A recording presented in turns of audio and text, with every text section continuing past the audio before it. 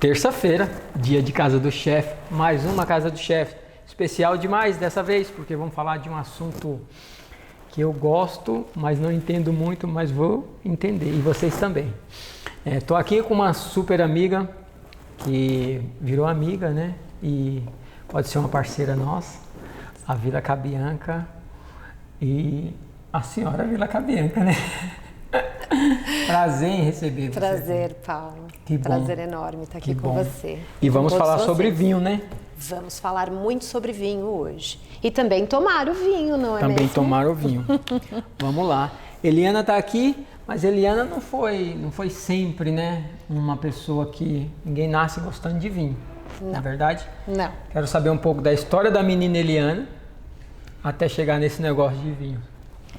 Então, na verdade, assim, a gente não nasce gostando, mas nasce no berço do vinho, né? Até por origem por parte de família, italianos. Então, os italianos já, né, trazem essa cultura, né, do vinho, enfim, do velho mundo, né? E meu avô era um apaixonado pelo vinho e já de pequenininho, ali a gente já tomava o vinhozinho com a frutinha, misturado com refrigerante, e aí em todo esse processo, né, quando atingi a maioridade, foi aí que realmente eu fui introduzida ao mundo do vinho e me apaixonei perdidamente e nunca mais me desliguei dele. Inicialmente foi uma história para questão pessoal mesmo, por um prazer pessoal, e depois acabou meio que despertando uma vocação. E com essa vocação, aí o interesse pelos estudos. E hoje estamos aqui com a Vila Cabianca.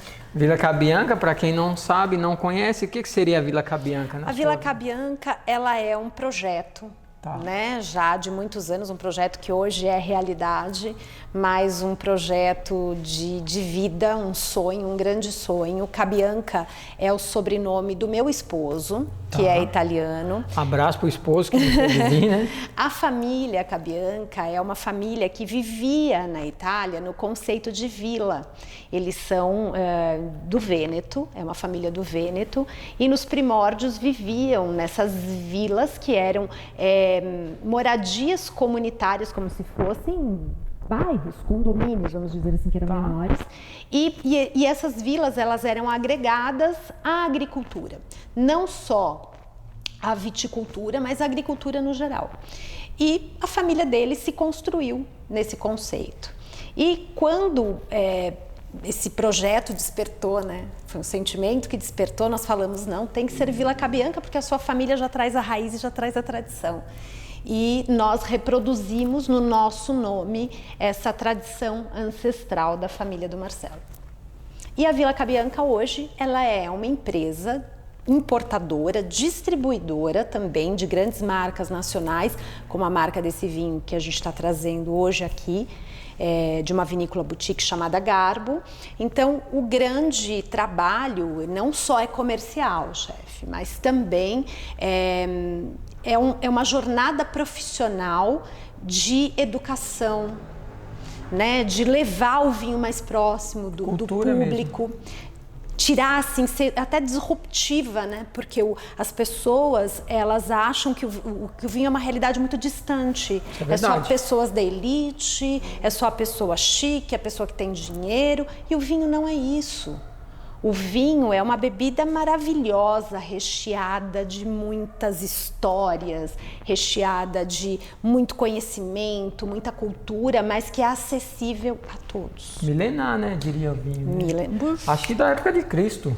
Anterior até. Nós foram encontrados vestígios da época da Mesopotâmia, né, Egito Antigo, os vinhos anforados, que estão até inclusive renascendo, né?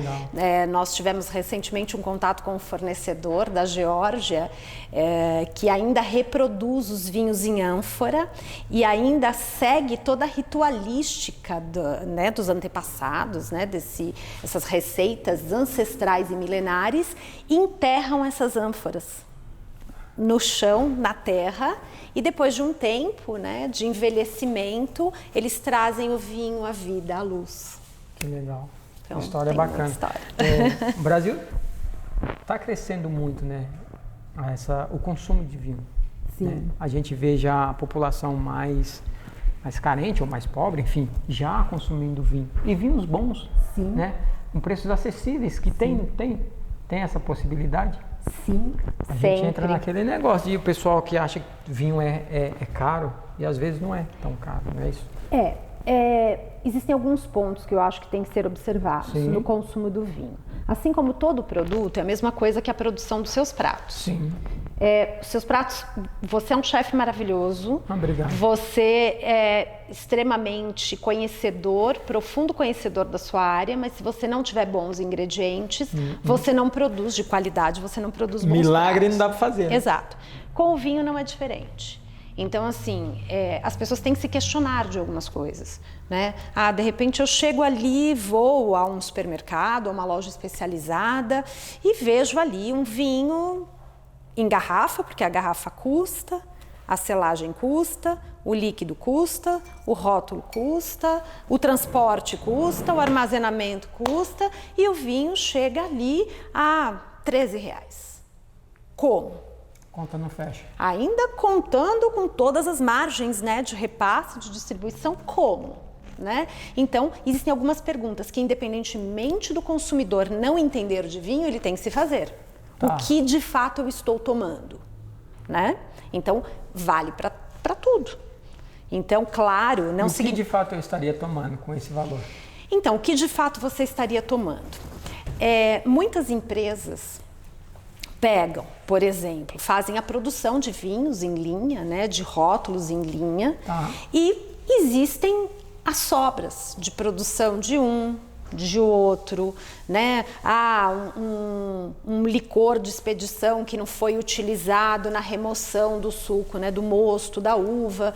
Então, vão se fazendo as junções, aí uma grande diluição, aí mistura o que se extraiu da vinificação de uma uva com a outra uva, e no fim do dia mistura-se o álcool vínico, porque já não existe uma potência de fermentação que vai fazer aquele vinho se transformar produzir o índice de álcool que ele tem que produzir, aí ele não atinge o nível de açúcar, ou utilizaram as bagas de uva restantes que estão meio mofadinhas, que não vamos jogar fora, enfim, juntaram tudo isso no mesmo balaio, né? Diluíram, corrigiram, acertaram e colocaram na garrafa. Tá, isso aí para quem está começando pode até parecer vinho, mas quando você vai entendendo e apreciando e degustando, entendendo, vai mudando o seu... Ele é vinho, tá. Mas ele... não tem uma qualidade. Ele é um vinho que não vai apresentar a qualidade, por isso que muitas pessoas, o Brasil passou muitos anos por isso, né?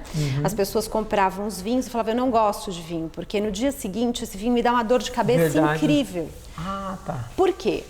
Porque eu paguei barato? Não, porque de repente ele traz uma carga de conservantes, de aditivos químicos que foram utilizados para trazer um equilíbrio de paladar para o consumidor não perceber, né, que ele é um vinho tão corrigido.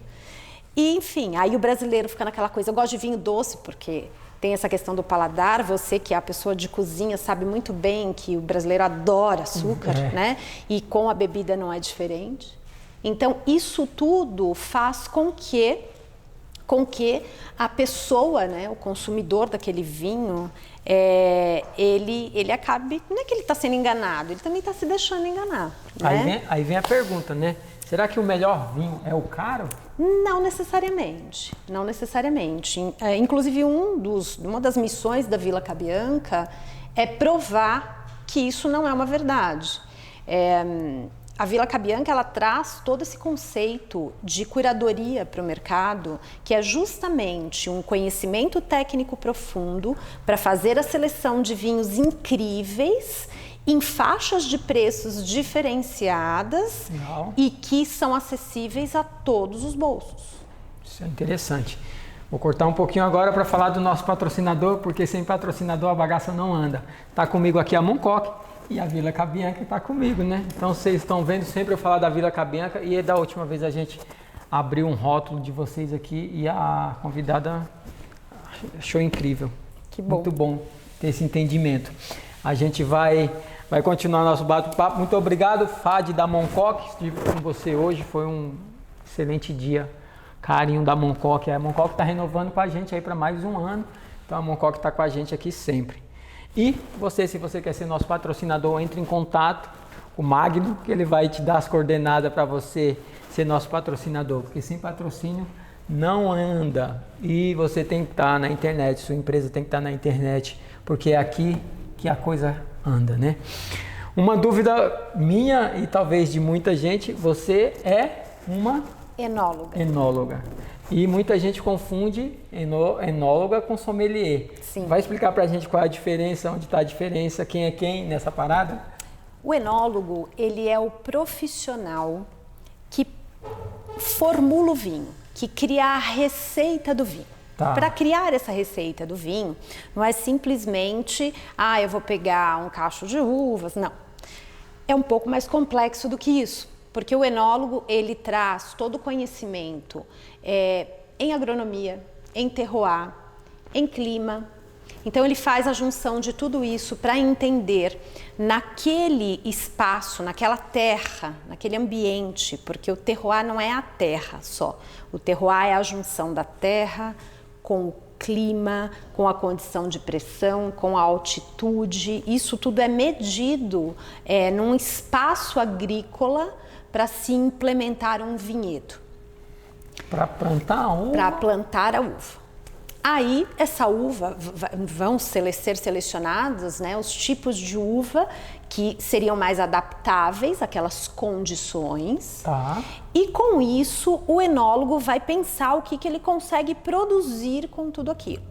Então, todos os profissionais envolvidos nesse processo produtivo vão acompanhar o desenvolvimento da uva, a maturação da uva, porque isso também faz a diferença. Os estágios de maturação, por exemplo, vamos produzir um chardonnay. O estágio de maturação da uva vai trazer chardonnays diferentes. Aquele espaço que a uva chardonnay está sendo cultivada também trará resultados diferentes a cada 10, 12 metros quadrados. Por quê? Porque existe também toda a interferência das camadas, né, do solo, né, que estão por baixo, né, das camadas mais superficiais e que também vão interferir no produto, no resultado final daquela uva. E com isso, o enólogo vai formular, né, essa alquimia. Bom, então, para esse vinho chardonnay que eu quero produzir, eu não quero produzir ele tão fresco. Eu quero um vinho um pouco mais maturado. Então, ele vai selecionar... Ele consegue definir isso e, com isso, formar todo o processo, além da receita, definir o processo de vinificação que vai ser adotado dentro da indústria, né? Tempo de maceração das uvas, se a uva vai ser...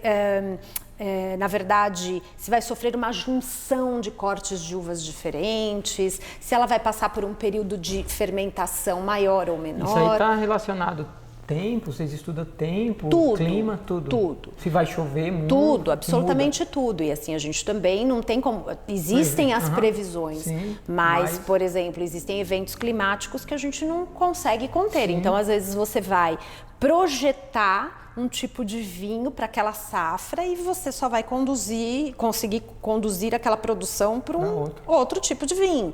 Por quê? Porque a uva ficou mais aguada, não conseguiu ter uma maturação um pouco mais tardia, enfim. Tem todo esse processo. Quanto tempo demora um processo desse? Depende do vinho. Né? Depende do vinho. Os vinhos, na verdade, eles também têm estágios, eles vão sendo experimentados no decorrer do processo de vinificação.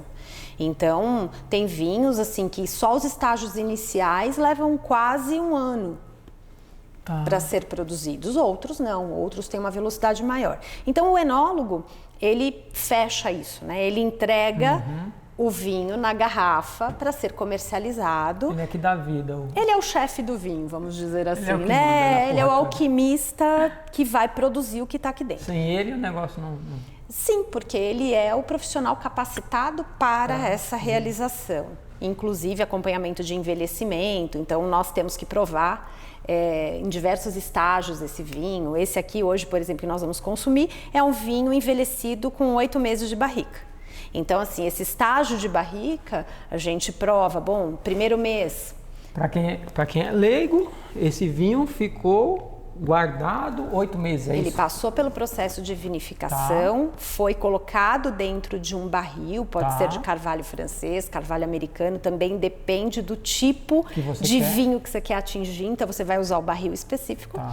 E enfim, e aí ele levou 8 meses afinando, a gente chama de afinamento, mas na verdade é o envelhecimento, que vai trazer notas diferenciadas para esse vinho também. Caramba, que legal. O sommelier é um outro tipo de profissional. Na verdade, assim, a gente está sempre no limiar um do outro, né? Sim. Porque o sommelier é aquele profissional que faz o serviço do vinho. É aquele profissional que faz também um processo consultivo, né, para todo cliente, para o cliente saber que vinho consumir, para entender até que estágio ele se encontra, o que agradaria ele naquele momento dele, naquela ocasião, harmonizando com os pratos maravilhosos produzidos numa determinada ocasião também. Sim. Então, o sommelier é esta pessoa, é aquela pessoa aquele profissional que conduz o cliente a atingir estágios muito bacanas de experiência entre o vinho e a gastronomia. Isso é muito bom, que tem tudo a ver, vinho e gastronomia. Próximo ano vai ter gastronomia do chefe Paulo Silva e a Vila Cabianca como nossa parceira. Agora não tem como dar errado, né? Não tem. A menina vai mandar os vinhos, ela vai mandar os vinhos para sua casa. Depois de ter sido chamada de menina ainda. E a gente vai, mas você é uma menina, com uma vasta experiência. Muito bom bater um papo, porque tem muitas crenças limitantes em relação a vinhos, né? Muitas. Principalmente no Brasil. Conseguimos ter bons vinhos aqui nacionais? Excelentes. O Brasil ele tem se expandido muito pelo espumante, mas por uma razão. Porque o Sul, até inclusive, né, as regiões do Sul... Tem se falado bastante no... São regiões muito propícias por conta da amplitude térmica do Sul.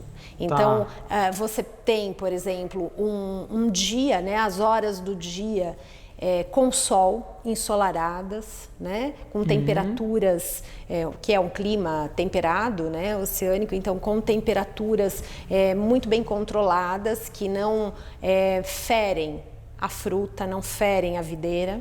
E você tem noites um pouquinho mais frias, né, a videira gosta desse tipo de coisa, a uva gosta desse tipo de variação. Então, nós somos grandes produtores de uvas brancas, que se adaptam muito bem, né, a esse tipo de amplitude térmica, altitude, e traz realmente excelentes espumantes, porque a grande maioria é feito de uvas brancas. Né? Então, nós somos produtores de excelentes uvas, né? E, por consequência, o Brasil também, né? Os viticultores brasileiros, as vinícolas, foram em busca de tecnologia, de conhecimento, trouxeram para o Brasil toda essa estrutura, essa base para a produção de bons espumantes. E a gente tem feito espumantes maravilhosos. Os países de fora? Então, existem aqueles países super tradicionais, né? É óbvio. Berço, né? Você pega a França, por exemplo, né? Com o champanhe. Com a gastronomia. Eita, a França dá desgrama. A Espanha, com as cavas. Então, assim, né? A gente tem, obviamente, assim, mas não é. Eu não enxergo, como profissional, eu não enxergo uma competição. Sim. Eu enxergo assim, nós temos que honrar sempre todos esses clássicos, todo esse berço, mas também mostrar que somos capazes de fazer o novo, trazer o novo, fazer diferente. A Vila Cabianca tem trazido novo. Muita coisa nova. Então, eu falei dos espumantes. Hoje aqui, por exemplo, a gente tem um vinho nacional da Serra Gaúcha, é um vinho premium de uma vinícola boutique, é um corte de Cabernet Sauvignon e Merlot, que são 2 uvas matrizes das mais produzidas, mas um vinho que foi feito com excelência, com equilíbrio, por isso que ele é um vinho premium. Essa geração de enólogos que vem agora, né, que é a minha geração e as novas aí que estão vindo. Geração jovem. A geração mais jovem. É uma geração de enólogos realmente que querem quebrar paradigmas. Isso é muito bom. Né? Então, assim, como eu disse, honrar as origens, honrar os clássicos, porém mostrar que a gente pode trazer coisas novas com equilíbrio e ao agrado do público consumidor. Com qualidade. Com qualidade, exatamente. Que é importante, né? Porque ninguém gosta de tomar só vinho caro. Não. Né? Precisa tomar vinho. Eu vou fazer uma pergunta agora para você de cara leigo, assim, mas você pode até me bater. De jeito nenhum. Você pode até me bater. Mas é a uva que faz um vinho, é aquela uva que eu como em casa? Não. Porque tem muita gente que não sabe, né? Não. A gente tá falando de uva, e o cara vai lá na feira, compra a uva, quer fazer o vinho. Não... Então, existem alguns vinhos, existem algumas empresas que até arriscam, mas para a produção de um vinho nós precisamos de uma grande família de uvas que se chama Vitis vinifera. Tá? Então, todas essas uvas que são assim, infinitas subfamílias, né? A gente tem documentadas, incluindo as que a gente come e as que acabam se transformando em vinho, a gente tem mais de 10 mil variedades hoje já descobertas no mundo de uvas. Eu conheço 3, eu acho, 2, 3. Mas, enfim, normalmente a gente consome o quê? Uva Itália, uva Niágara, né? Então a gente tem essas uvas que são as uvas mais comestíveis. Hoje, uma variedade muito grande pelos processos até de combinação genética, os enxertos, as vitórias da vida, as uvas sem semente, mas definitivamente essas não são as uvas que vão produzir o vinho. Tá? Então, sempre lembrando que o que produz o vinho, os melhores vinhos, são oriundos da grande família Vitis vinifera. Entendi. E essa não é boa para comer? Não, até depende. Eu, por exemplo, adoro as uvas que vão se transformar em vinho.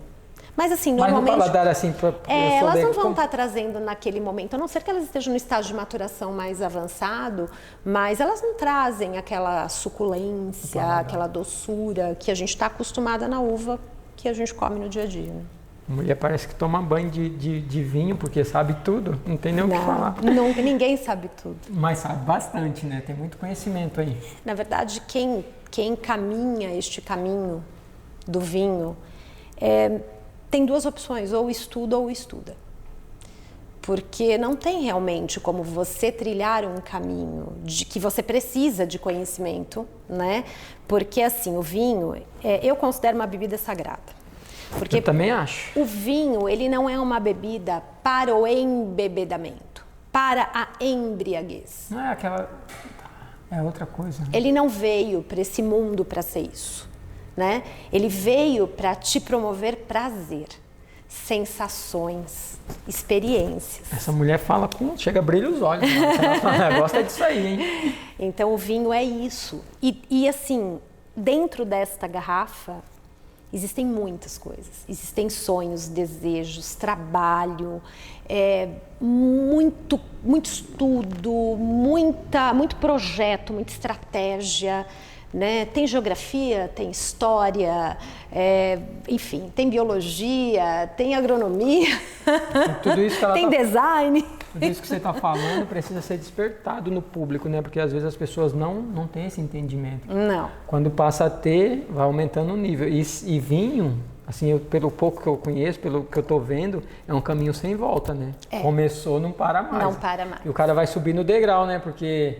Eu vejo gente abrindo garrafa de 20 mil reais de vinho assim. E o mundo do vinho, ele tem muitos desdobramentos, né? Porque as pessoas conhecem o quê? O que é o enólogo, o que é o sommelier. Sim. Mas o mundo do vinho, é a loja, é o supermercado. Não. O mundo do vinho é incrível.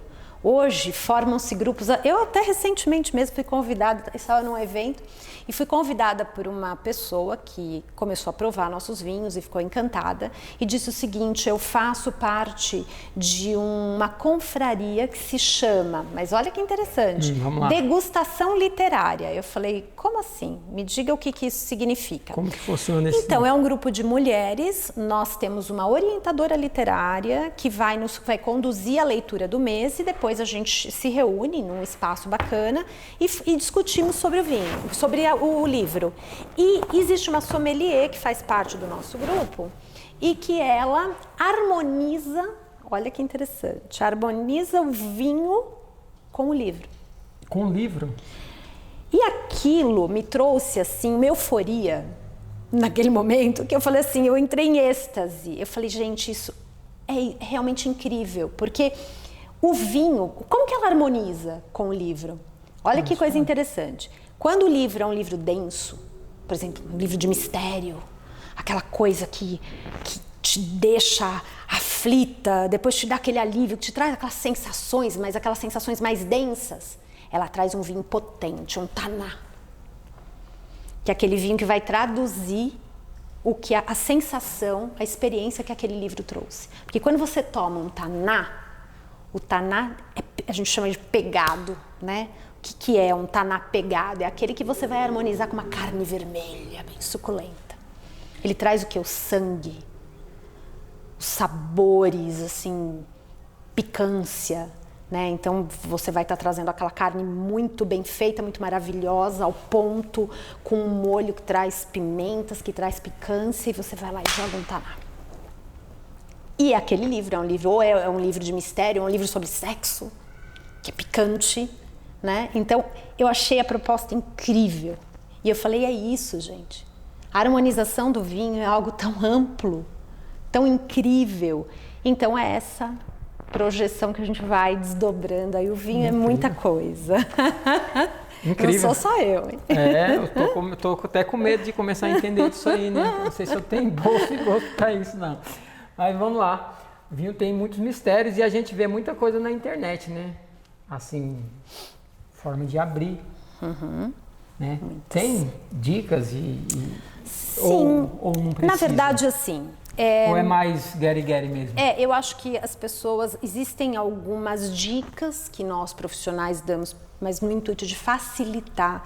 Tá. Porque eu acho que existem alguns padrões que foram criados com o passar do tempo, que são padrões bastante elitizados, e é muito interessante porque assim, nós estamos, um desses, por exemplo, a gente está num país super tropical, né, chefe? E que não adianta a gente querer trazer para cá o mesmo comportamento de países do velho mundo, europeus, de origem muito fria, com uma cultura muito diferente, né? Então aqui a gente tem que tropicalizar todo esse sistema, né? Então, por exemplo, existe um paradigma do vinho tinto na geladeira. Não se põe vinho tinto na geladeira. Claro, na Europa é até... Coerente. Coerente. Porque lá é frio. Que é frio. E por que você não pode ter uma temperatura muito baixa no vinho tinto?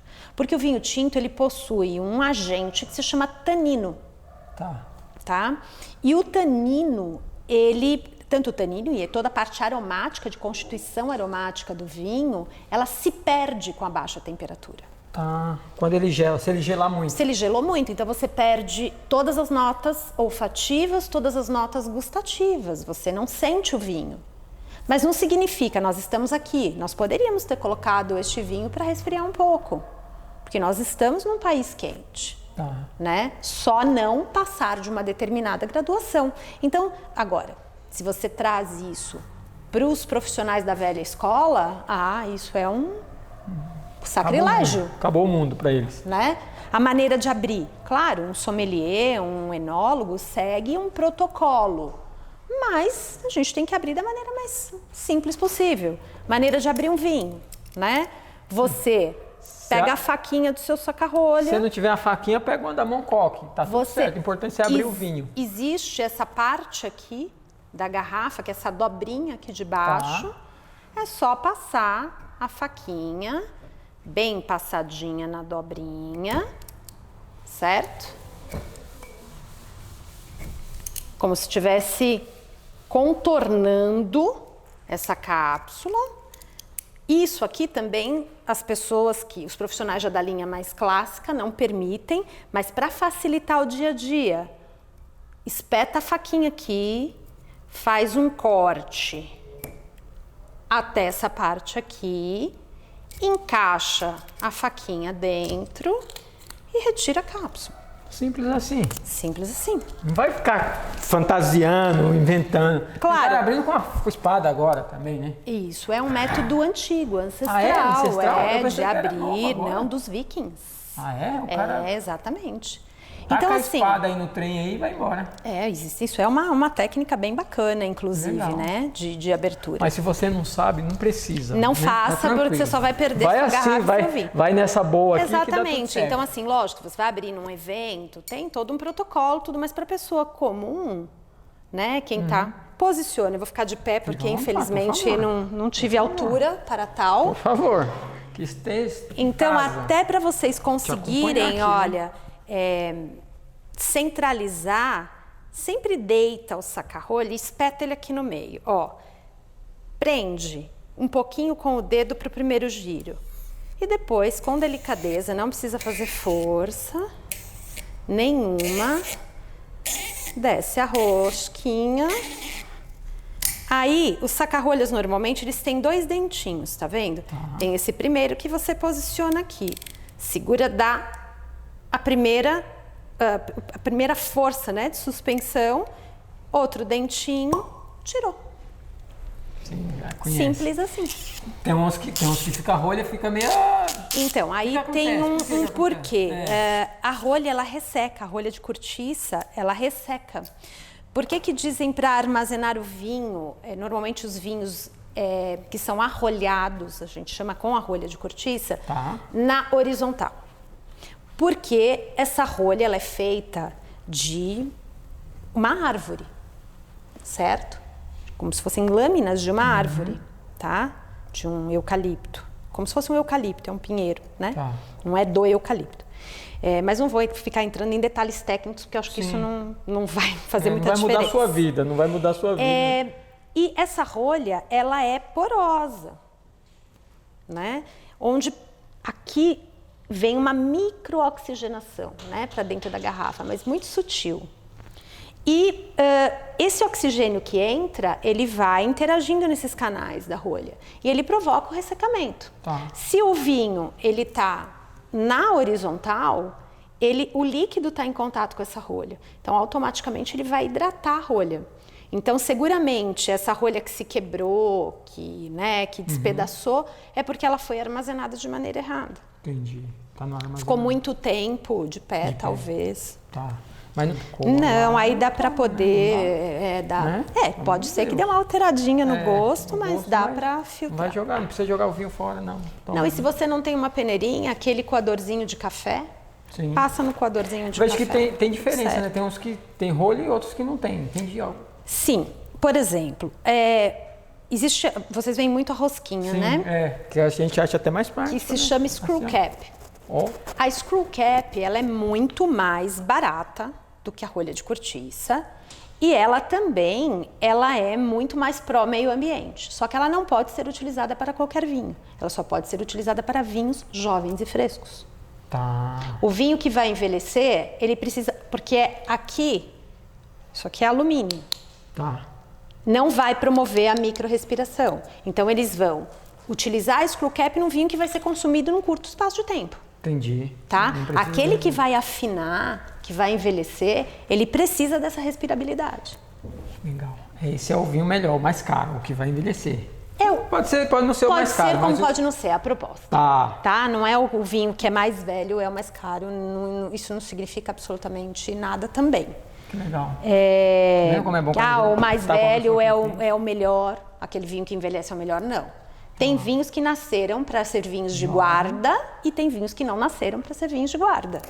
Por exemplo, a grande maioria dos vinhos produzidos hoje, eles suportam 5 anos de guarda, 6 anos, mas aquele vinho para uma guarda extensa, ele precisa, primeiro, a pessoa precisa conhecer ou ter assessoria de um profissional que monte sua adega e monitore sua adega. Tá. E que entenda que aquele vinho pode envelhecer por 20, 22, 30 anos. Para isso tem que ter conhecimento. Não é qualquer vinho que pode ficar na garrafa por 20, 30 anos. Vai comprar o vinho e deixar lá guardado lá, e achar que vai valer uma bala. Aí que- ele vai virar o quê? Nada. Horrível, vai avinagrar e você não vai conseguir tomar. Avinagrar, essa palavra é legal, né? Tem esse processo, pode Sim, ocorrer. porque o vinho, ele é um grande produtor de ácido acético, né? Então ele na verdade produz Vira um vinagre mesmo. e vira um vinagre. E aí não serve mais. Depende da composição do vinho, ele não tem essa produção acelerada de ácido acético. Então aí sim, esses são os vinhos de guarda longa, vinhos longevos. Mas não é qualquer um. Vamos servir. Para servir tem? Eu vejo o pessoal servindo aí. Então, vamos lá. Na verdade, tem assim, alguma... não. Você tem, por exemplo, este vinho, eu até, por ele ter passado por 8 meses de barrica, eu até teria decantado ele um pouquinho. Por quê? Porque normalmente aquele vinho que fica um tempo fechado, essa aqui é safra 2021, nós estamos em final de 2023, então ele está há bastante tempo engarrafadinho aqui, certo? Legal falar sobre o decanter, que tem gente que nem sabe usar, né? Então, por que você decanta um vinho, né? Na verdade, assim, hoje em dia tem até os aeradores, que fazem muito bem esse papel se a pessoa não quer passar por todo o processo de decanter, porque o decanter não foi criado somente para oxigenar o vinho. O decanter ele foi criado também para separação de sedimentos. Então, às vezes, um vinho ficou muito tempo engarrafado, muito tempo envelhecendo, ele produz sedimentos. Então, é para justamente decantar o sedimento e ficar só a parte líquida e translúcida para ser servida. Agora, se for só para abrir a molécula, respirar, os aeradores eles vão muito bem. Entendi. Então, assim, hoje eu não trouxe nenhum nem outro, decantaria, não... Mas ela vai voltar e vai trazer o decanter e vocês vão ter aula de vinhos aqui direto agora. E a gente deixa ele respirar um pouquinho na taça. Tá? Simples assim. Sirvo normal? Olha lá, não tem muito... Não tem. Não precisa ficar... Sempre. Por que a gente tem que colocar pouco vinho, né, na taça? Eu coloquei aqui um pouquinho só, mas normalmente o máximo até essa altura, né? Se a taça tem esse tamanho. Por que eu não posso encher essa taça? Isso é legal saber, né? Por quê? Porque até para abrir este vinho, nós temos que, primeiro, que a pessoa que realmente quer iniciar todo um processo de sensações, ela primeiro vai visualmente examinar esse vinho, para saber se esse vinho ele é 8 meses envelhecido, então ele está até numa cor bacana, né, para ver se ele está límpido, translúcido, numa cor vívida, né? Tem uma parada de cheirar a rolha? Eu vejo o pessoal cheirando a rolha. Sim, Deixa eu cheirar a rolha para ver. Pode cheirar, você tem os aromas, mas você pode correr o risco, porque se o vinho está alterado, você não vai ter uma experiência muito agradável. Todo mundo que pega leigo, não sei se é leigo, se a pessoa é leiga ou se entende, ou se quer fingir que entende, a primeira coisa que o cara faz, hoje em dia estão cheirando até tampa de Coca-Cola, né? Tem um vídeo aí que os caras estão fazendo isso com a Coca-Cola. É o primeiro exame da integridade do vinho. Tá? É o primeiro exame. Depois ele vai para o exame visual. Depois, normalmente, a gente faz o exame das notas olfativas sem agitar a taça, para perceber as primeiras notas. Depois você, munhequinha, tá, gente? Deixa a munhequinha. Para que mesmo você agita para justamente despertar, para ele poder interagir com o oxigênio e as moléculas serem expandidas. E aí o que acontece? Você estabiliza, porque ele fica muito fechado aqui. Então você estabiliza tanto aromaticamente como no seu paladar as notas que devem ser percebidas. Então, aí, doutor Tiago, mulher manja de vinho, hein? Vamos levar ela lá para o seu evento. E aí depois você vai para o processo de ingestão, né? Vou servir o chefe, né? Porque... gente, eu vou beber não, porque eu vou dirigir, eu tenho evento mais tarde. Mas só um pouquinho, né? Mas vamos ver como que é essa parada aí, né? E esse vinho foi trazido hoje propositadamente para harmonizar. Me fala, por que tem aqui um furinho aqui? É para segurar? Então, isso na verdade não. Não é? Olha, morrendo de vergonha o povo segurando aqui. Não é para isso. Na bundinha do vinho, mano. Na verdade é design de garrafa, o sopro do vidro, não tem nada a ver. Não, muito pelo contrário. Se algum profissional estiver servindo, segurando aqui embaixo, tem a maneira precisa rever os seus conceitos. Sim. Tá. É aqui. Normal, não precisa inventar. Porque aqui você não esquenta o vinho, você não altera a temperatura. Normalmente o profissional que está fazendo o serviço do vinho, sommelier, o garçom, o maître, quem quer que seja, ele tem que apresentar o rótulo para o cliente. Então ele vai servir sempre nessa posição para o cliente enxergar o rótulo, tá?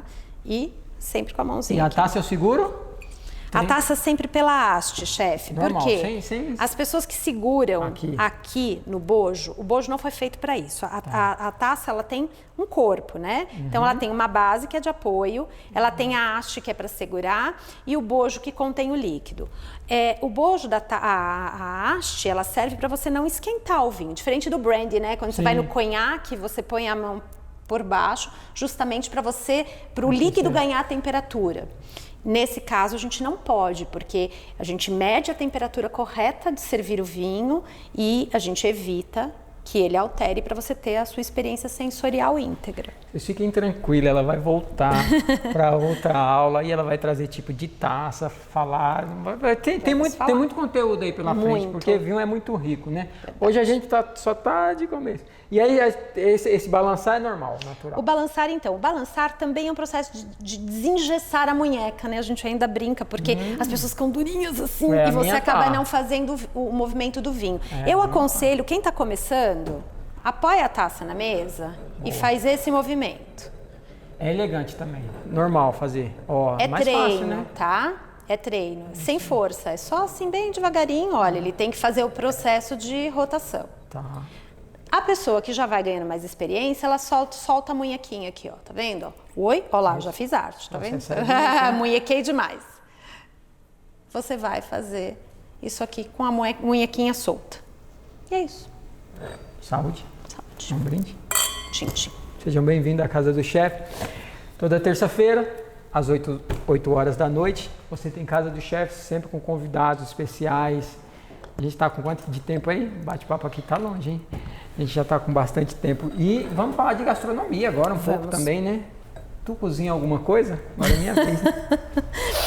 Olha, eu sou amadora na cozinha. Eu sou, na verdade, uma curiosa, né? Mas quem gosta de comer, gosta de cozinhar, né? É verdade. E na verdade, o vinho me trouxe muito para a cozinha, né? Porque a experiência de harmonização com a gastronomia é um caminho também sem volta, né?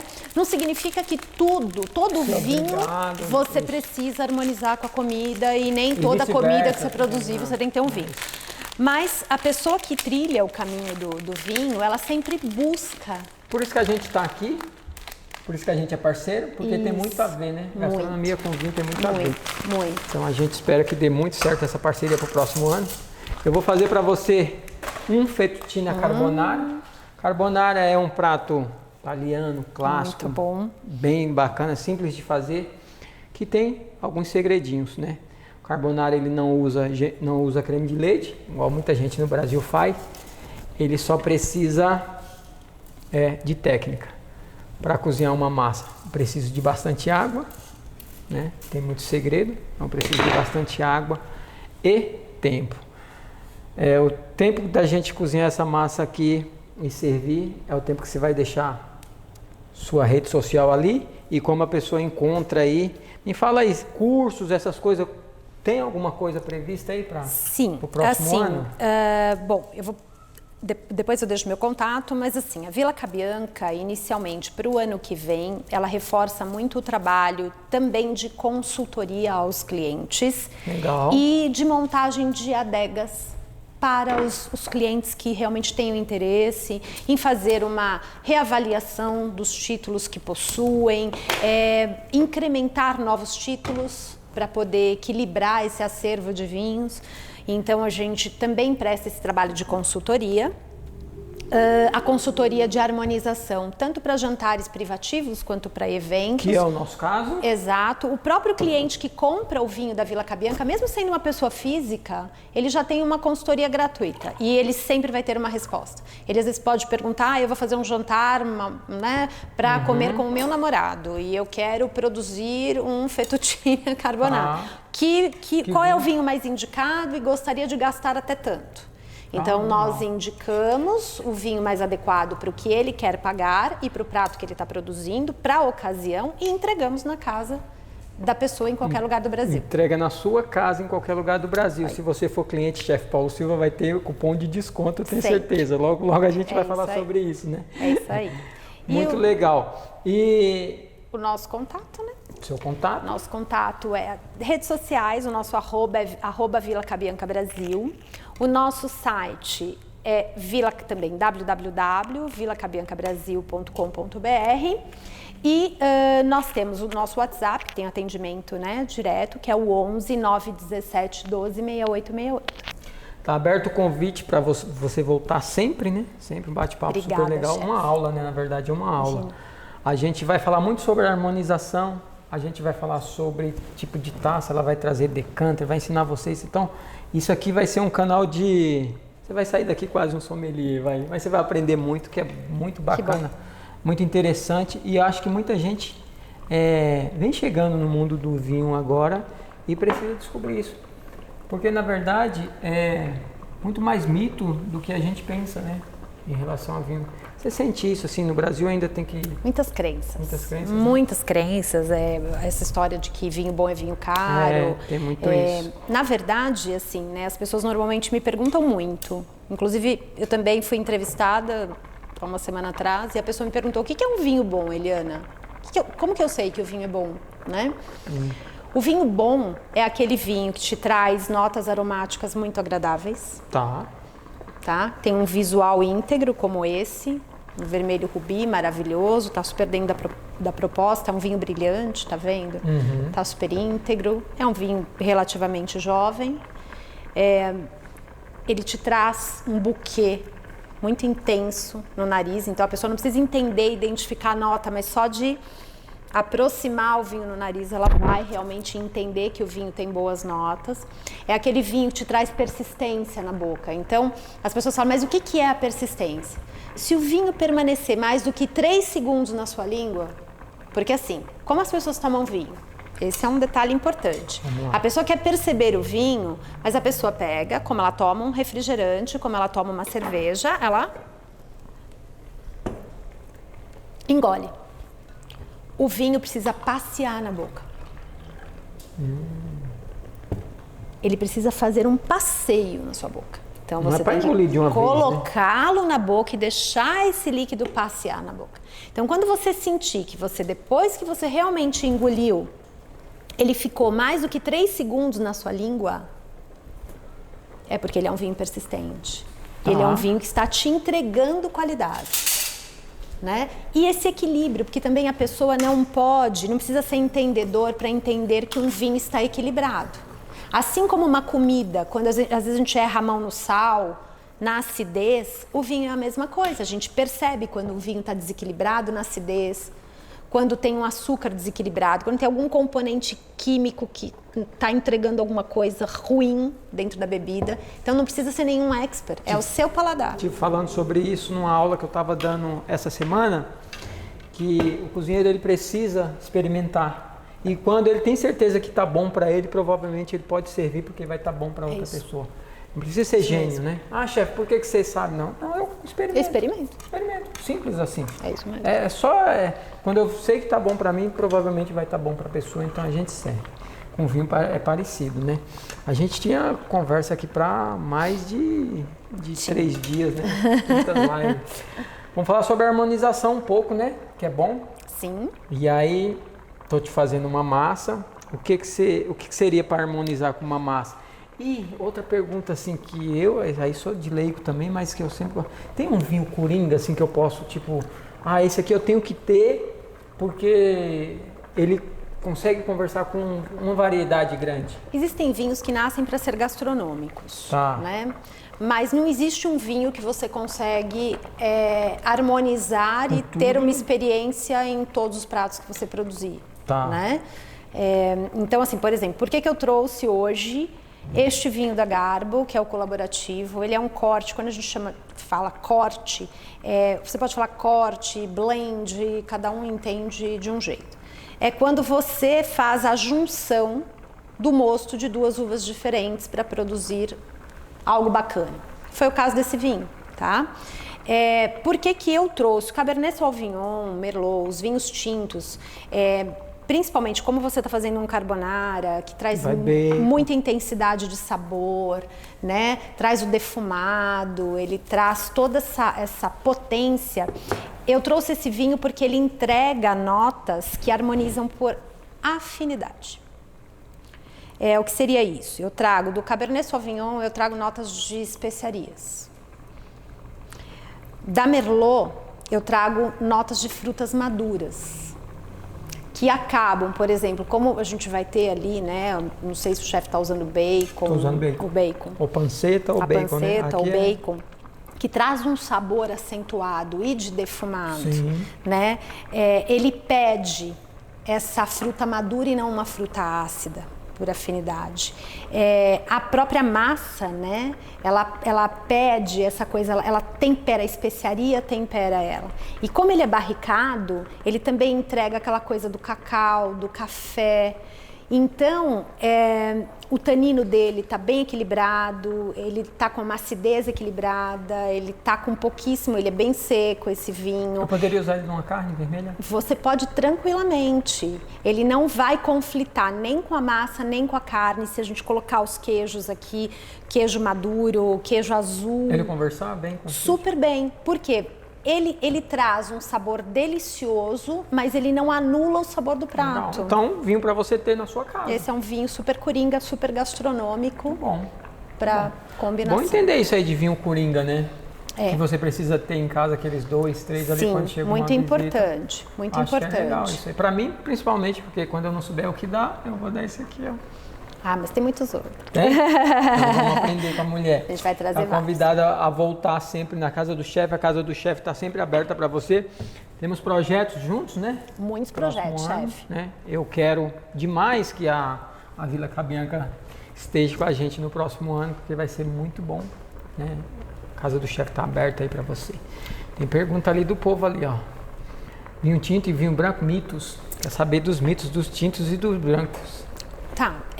Existem algumas que não são, na verdade, mitos, né? São algumas regras que são as mais comuns, porque as pessoas não são obrigadas a entender de harmonização, né? Sim. Então a pessoa fala, e vinho tinto eu harmonizo com carne. E o vinho branco? E o vinho branco com frutos do mar. É. Existem alguns vinhos, por exemplo, você pega um vinho como Chardonnay, da uva Chardonnay, o vinho branco. Ele é uma uva muito coringa. E ele traz um corpo, uma densidade que traz essa questão da gastronomia de uma maneira muito bem sucedida. Então ele é um vinho que harmoniza com muitas coisas. Ele harmoniza com carne magra, ele não só com o crustáceo, frutos do mar, o peixe. A carne do frango, o suíno, ele harmoniza muito bem. Então existem sim vinhos brancos que harmonizam muito bem com carnes, até algumas massas que não sejam massas que tragam uma intensidade muito grande de sabor. E o vinho tinto da mesma maneira. O vinho tinto, por exemplo, nós temos tintos mais leves, como a uva Pinot Noir. A uva Pinot Noir, ela produz vinhos mais leves, né? Nós temos uns Pinot Noirs Clarete, que são aqueles vinhos de primeira prensagem, que são vinhos que você serve até mais geladinhos. E eles, assim, entregam resultados incríveis em saladas, em canapés, em petiscos. Então, assim... Tem tudo isso lá na Vila Cabianca? Tem tudo isso na Vila Cabianca. Entra aí no site da Vila Cabianca para você dar uma olhada. Sei que tá sem fazer nada agora, dá uma olhada. Aproveita. Lá. Que vai ter desconto. Fala que viu aqui na live isso e ela vai te dar desconto. A gente tem também vinhos para sobremesa?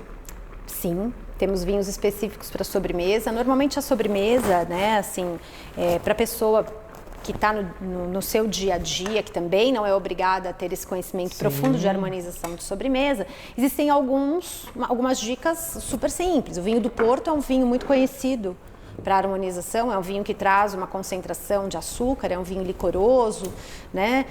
Existem vinhos fortificados no mercado que você harmoniza muito bem, né? Lógico, os mais entendidos vão para os Sauternes, para os Late Harvest, né? Aí vão para os vinhos mais dos mais entendedores, né? Mas para o dia a dia é maravilhoso, né? Um Porto. Eu tenho, por exemplo, no portfólio da Vila Cabianca, tem um vinho de sobremesa que se chama Licor de Taná, é uruguaio, fantástico, um preço super acessível e você harmoniza ele com qualquer sobremesa. Tem uns kitzinhos de Natal, dá tempo ainda? Ai, são lindos, dá tempo sim. Era pra você ter trazido uns pra gente Natal mostrar. E Ano Novo. Natal e Ano Novo ainda dá tempo. E verão também, a gente fez kit verão. Kit verão. Então entra aí no Instagram da Vila Cabianca para você ter acesso a tudo isso, né? Próxima vez que ela vir aqui, tá convidada, já vai trazer os kitzinhos aqui para vocês comprarem, né? É isso aí. A gente vai vender os kits ao vivo. Nosso carbonara tá quase que pronto, né? Não tem muito segredo. A gente vai transferir a massa para cá. E finalizar. E massa, gente. Massa é a gente que espera por ela, não é ela que espera pela gente. Isso mesmo. Né? Então, quando vai chegando essa hora, vocês sabem que é a hora da gente deixar nossos agradecimentos finais aqui. Quase que uma hora de live, né? De bate-papo. E a mulher tem muito assunto aí. A gente falaria aqui a noite toda, mas a gente precisa comer. Que os meninos estão ali, estão com fome. A cara dos meninos de triste ali. Estão tristes, animados. Deixa suas considerações finais aí para o seu público, para o público que está nos assistindo. Então, na verdade, que gosta de vinho, que quer entender de vinho. Vamos lá. Primeiro, assim, eu queria agradecer muito a oportunidade de estar com o chefe. Para a gente é uma honra essa parceria. Que hoje, né, com a participação no programa, a gente está coroando aí um pouco mais, né, todo esse maravilhoso contato. Então, eu só tenho a agradecer de poder associar a marca Villa Cabianca a um nome de tanto respeito no mercado. E agradecer a todos os clientes que prestigiaram a gente durante esse ano, todos os parceiros que prestigiaram a gente, que nos auxiliaram a promover ações maravilhosas e levar a Villa Cabianca, né, a conhecimento do público, que é um grande projeto, não é, como eu disse, não é um projeto só capitalista, que está com foco na venda, mas sim também um projeto educacional, orientativo, né, e que pode auxiliar você a ter experiências cada vez melhores no seu dia a dia e te ajudar a conhecer um pouquinho mais profundamente novos rótulos, novos vinhos. E não adianta ficar procurando em outros lugares os vinhos da Villa Cabianca, que vocês não vão encontrar tão fácil. Eles encontram só direto na Villa Cabianca? Na Villa Cabianca, e nós temos também algumas linhas que são importações próprias. A gente inicia agora, trazendo algumas marcas não vai importantes. Não vai ter. Não vai ter. Esquece aí, não adianta você ir no mercado correndo, não. Que não vai ter, pode até ter, chefe, porque nós somos distribuidores também, né? Então, pode encontrar em bons restaurantes, em bons empórios, né? Mas aí a gente avisa aqui, né? Sim, sem sombra de dúvida. Então é isso, gente. Chefe Paulo Silva você encontra no Instagram, chefepaulosilva.com.br. Não adianta me procurar que não tem mais data. Eu falei para você, não reservou, acabou. Minha agenda está esgotada até o dia 31 de dezembro. Mas, se alguém desistir, eu posso abrir uma exceção para você. Vai estar comigo sempre aqui no próximo ano na Villa Cabianca. Toda terça-feira, Casa do Chefe. Curta, compartilha, que a gente precisa de vocês. Muito obrigado. Obrigado a Moncoque por estar comigo. Obrigado a Villa Cabianca por estar comigo. E até a próxima. A gente vai comer. Até.